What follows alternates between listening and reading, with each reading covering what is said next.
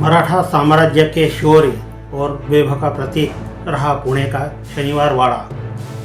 एक ऐसा आलीशान महल जिसकी भव्यता देखकर कभी दुश्मनों के हौसले पस्त हो जाते थे। लेकिन क्या आप जानते हैं कि आज इसी भव्य महल के खंडहरों में भारत की सबसे डरावनी और दर्दनाक रूहानी कहानियों में से एक छिपी हुई है।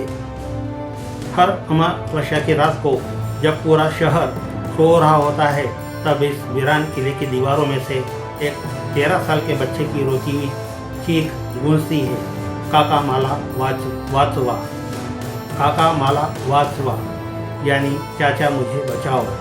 आखिर कौन था वो बच्चा और क्यों उसके सगे चाचा ने ही उसकी ऐसी बेरहमी से हत्या करवा दी कि आज 250 साल बाद भी उसकी आत्मा को मुक्ति नहीं मिल पाई। इस खूनी और ऐतिहासिक दास्तान की शुरुआत होती है साल 1732 में, जब महान पेशवा बाजीराव प्रथम ने इस भव्य महल की नींव रखी थी। 7 मंजिला यह महल मराठा राजनीति और ताकत का मुख्य केंद्र था। समय बीतता गया और साल 1772 में मराठा साम्राज्य की गद्दी पर एक बहुत बड़ा संकट आया। महान पेशवा माधवराव की असमय मृत्यु हो गई। चूँकि उनका कोई पुत्र नहीं था, इसलिए उनके छोटे भाई मात्र 17 साल के नारायण राव को मराठा साम्राज्य का अगला पेशवा घोषित कर दिया गया। नारायण राव बहुत ही शांत और समझदार युवक थे, लेकिन इतनी कम उम्र में भी साम्राज्य की बागडोर संभालना कांटों के ताज जैसा था। उनके पेशवा बनते ही महल के भीतर ही साजिशों के काले बादल मंडराने लगे और इन बादलों को हवा दे रहे थे उनके खुद के सगे चाचा। नारायण राव के सगे चाचा थे रघुनाथ राव, जिन्हें इतिहास में राघोबा भी कहा जाता है। रघुनाथ राव खुद पेशवा की गद्दी पर बैठना चाहते थे, लेकिन एक कम उम्र के भतीजे के नीचे काम करना उनके अहंकार को ठेस पहुंचा रहा था। रघुनाथ राव से भी ज़्यादा शातिर और महत्वाकांक्षी थी उनकी पत्नी यानी नारायण राव की सगी चाची आनंदीबाई। आनंदीबाई के दिमाग पर सत्ता और हुकूमत का बोझ इस कदर सवार था कि वह किसी भी हद तक जाने को तैयार थी। उन्होंने अपने पति रघुनाथ राव के कान भरने शुरू कर दिए। जब तक ये लड़का जिंदा रहेगा, आप कभी राजा नहीं बन पाएंगे। नारायण राव और उसके चाचा के बीच दूरियां बढ़ती गई, यहाँ तक कि नारायण राव ने सुरक्षा कारणों से अपने चाचा को महल के भीतर ही नज़रबंद हाउस अरेस्ट करवा दिया। बस यही वो गलती थी जिसने आनंदीबाई के भीतर प्रतिशोध की आग को भड़का दिया। उन्होंने महल के बंद कमरों में एक ऐसी खौफनाक साजिश रची जिसने पूरे मराठा साम्राज्य के इतिहास को हमेशा हमेशा के लिए शर्मसार कर दिया। साल 1773 का अगस्त महीना, महल के भीतर तनाव अपने चरम पर था। चाची आनंदीबाई ने पेशवा नारायण राव को रास्ते से हटाने के लिए गार्दी कबीले के मुखिया सुमेर सिंह गार्दी से हाथ मिलाया। गार्दी उस दौर के बेहद क्रूर और भाड़े के सैनिक हुआ करते थे, जो पैसों के लिए किसी भी वक्त किसी की भी जान ले सकते थे। रघुनाथ राव ने गार्दियों को एक गुप्त पत्र लिखा, जिसमें उन्होंने मराठी में लिखा था, नारायण रावाला धरा, अर्थात नारायण राव को बंदी बना लो। लेकिन जब यह पत्र चाची आनंदीबाई के हाथ लगा तो उन्होंने उनके भीतर छिपी डायन जाग उठी। उन्होंने बड़ी चालाकी से उस पत्र में से केवल एक अक्षर बदल दिया। उन्होंने धरा मतलब बंदी बनाओ को बदलकर मारा मतलब जान से मार दो कर दिया। बस एक छोटे से अक्षर के इस बदलाव ने मराठा साम्राज्य के इतिहास को हमेशा के लिए लहू से लाल कर दिया। पत्र मिलते ही सुमेर सिंह गार्दी ने अपने सैकड़ों खूंखार सैनिकों के साथ शनिवार वाड़ा की तरफ कूच कर दिया।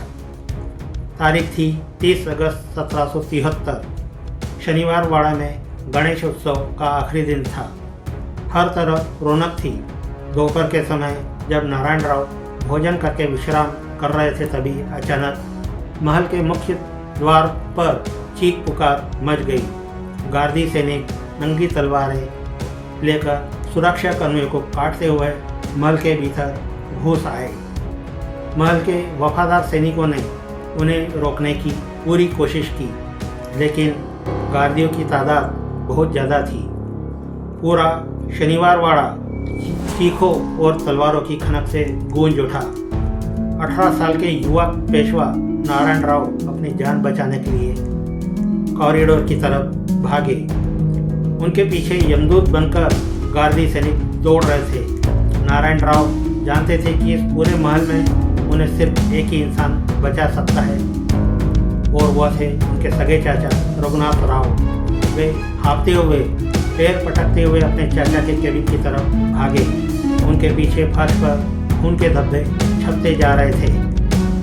नारायण राव भागते भागते सीधे चाचा रघुनाथ राव के कमरे में घुसे और डर के मारे रोते हुए उनके पैरों से लिपट गए। उन्होंने कांपती हुई आवाज़ में चीख कर कहा, काका माला वाचवा, काका माला वाचवा, चाचा मुझे बचाओ। रघुनाथ राव का दिल अपने भतीजे को इस हाल में देखकर थोड़ा पिघला। उन्होंने सुमेर सिंह गार्दी से कहा कि इसे छोड़ दो, मैं इसे समझा दूंगा। लेकिन तभी वहाँ चाची आनंदीबाई आ खड़ी हुई। उनकी आंखों में केवल गद्दी का लालच था। उन्होंने गार्दियों को इशारा किया। सुमेर सिंह गार्दी ने बिना एक पल गवाए अपनी भारी तलवार उठाई और चाचा रघुनाथ राव के पैरों से लिपटे हुए उस मासूम नारायण राव पर जोरदार वार कर दिया। नारायण राव की गर्दन और उनके शरीर पर कई वार किए गए। उन्होंने तड़पते हुए अपने चाचा के सामने ही दम तोड़ दिया। लेकिन क्रूरता की हद तो तब पार हो गई जब गार्दियों ने उनके शरीर के टुकड़े टुकड़े कर दिए और उन्हें बोरियों में भरकर रात के अंधेरे में चुपचाप महल के बाहर ले जाकर नदी में बहा दिया, ताकि कोई अंतिम संस्कार भी ना कर सके। कहते हैं कि जिस शनिवार वाड़ा की मिट्टी एक बेगुनाह और मासूम राजा के खून से लाल हुई थी, उस जमीन की बर्बादी का काउंटडाउन उसी दिन से शुरू हो गया था। नारायण राव की बेरहमी से हत्या करने के बाद चाचा रघुनाथ राव पेशवा की गद्दी पर तो बैठ गए, लेकिन वे एक दिन के लिए भी शांति से राज नहीं कर पाए।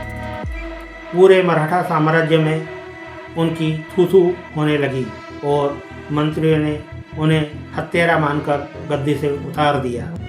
चाची आनंदीबाई, जिनकी सनक ने यह खूनी खेल रचाया था, वे भी घोर डिप्रेशन और मानसिक बीमारी का शिकार होकर तड़प तड़प कर मर गई। स्थानीय लोगों का मानना है कि इस 7 मंजिला आलीशान महल को नारायण राव की तड़पती हुई आत्मा का एक भयंकर शाप मिला था। यही वजह थी कि अगले कुछ ही सालों के भीतर मराठा साम्राज्य बिखर गया और साल 1818 में इस भव्य किले पर अंग्रेजों का कब्जा हो गया। लेकिन शनिवार वाड़ा के विनाश की असली कहानी अभी बाकी थी। साल 1928 की एक सूनी रात को इस महल के भीतर अचानक आग लग गई। वो आग कोई साधारण आग नहीं थी। देखते ही देखते आग की लपटों ने पूरे 7 मंजिला शनिवार वाड़ा को चारों तरफ से घेर लिया। हैरान करने वाली बात यह थी कि उस आग को बुझाने की जितनी कोशिशें की गई, वे सब नाकाम साबित हुई। यह भयंकर आग पूरे 7 दिनों तक लगातार जलती रही। जो महल मराठा साम्राज्य की शान हुआ करता था, वो 7 दिनों के भीतर जलकर पूरी तरह राख के ढेर और खंडहर में बदल गया। उस आग में महल के दस्तावेज, आलीशान दीवाने खास और वो कमरा भी जलकर खाक हो गया जहां नारायण राव की हत्या की गई थी। लेकिन वैज्ञानिकों और इतिहासकारों के पास आज तक इस बात का कोई जवाब नहीं है कि इस पत्थर और मजबूत लकड़ियों के किले में अचानक इतनी भीषण आग कैसे लगी, जिसने पूरी इमारत का वजूद ही मिटा दिया। महल तो जलकर खंडर हो गया, लेकिन पुणे के लोगों का कहना है कि नारायण राव का वो खौफनाक अंत आज भी इस किले के पत्थरों में कैद है। विशेषकर हर महीने आने वाली अमावस्या की रात को जब पूरा पुणे शहर सन्नाटे की चादर ओढ़ लेता है, तब इस शनिवार वाड़ा के खंडहरों में से अजीबोगरीब आवाज़ें आने लगती है। वहाँ ड्यूटी पर तैनात रहे कई सुरक्षा कर्मियों और आसपास रहने वाले लोगों ने ऑन कैमरा यह दावा किया है कि रात के करीब 2 बजे किले के केंद्रीय हिस्से से एक बच्चे के रोने की और तेज़ी से भागने की पहचान सुनाई देती है और फिर अचानक पूरे सन्नाटे को चीरती हुई एक दर्दनाक आवाज़ गूंजती है, काका माला वात्सवा, काका माला वात्सवा। ऐसा लगता है जैसे समय आज भी उसी 30 अगस्त 1773 की दोपहर पर अटका हुआ है और वो मासूम पेशवा आज भी अपने चाचा से अपनी जान की भीख मांग रहा है। आज शनिवार वाड़ा भारतीय पुरातत्व विभाग ASI के संरक्षण में है। दिन के उजाले में यहाँ हजारों की तादाद में सैलानी और इतिहास प्रेमी घूमने आते हैं। लोग इसके विशाल मुख्य दरवाजे, जिसे दिल्ली दरवाज़ा कहा जाता है, और इसके सुंदर बगीचों को देखकर मुगल और मराठा काल की यादों में खो जाते हैं। लेकिन जैसे ही सूरज ढलने लगता है, इस ऐतिहासिक किले का मिजाज पूरी तरह बदल जाता है।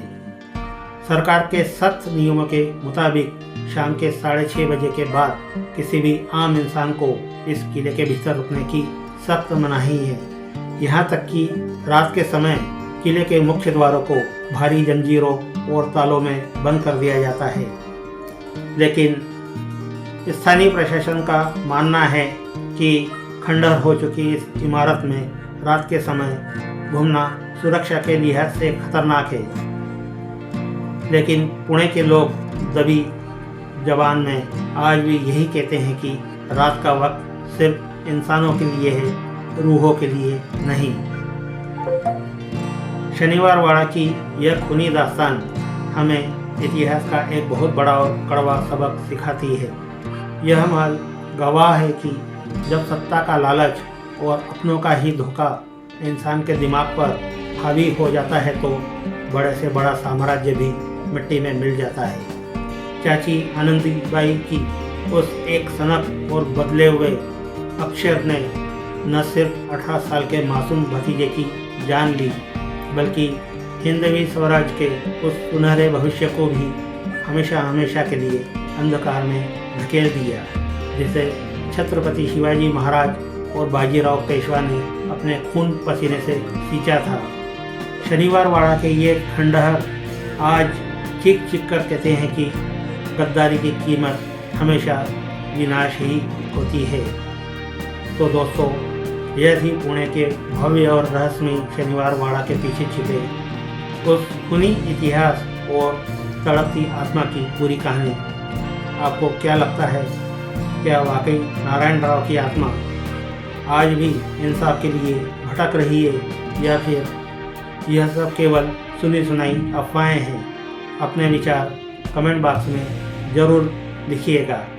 अगर आपको इतिहास के पन्नों से निकलकर आई यह दर्दनाक और रहस्यमय गाथा पसंद आई हो तो वीडियो को लाइक करें, अपने दोस्तों के साथ शेयर करें और हमारे इस सफ़र में हमारा साथ देने के लिए चैनल को सब्सक्राइब करना बिल्कुल भी मत भूलिएगा।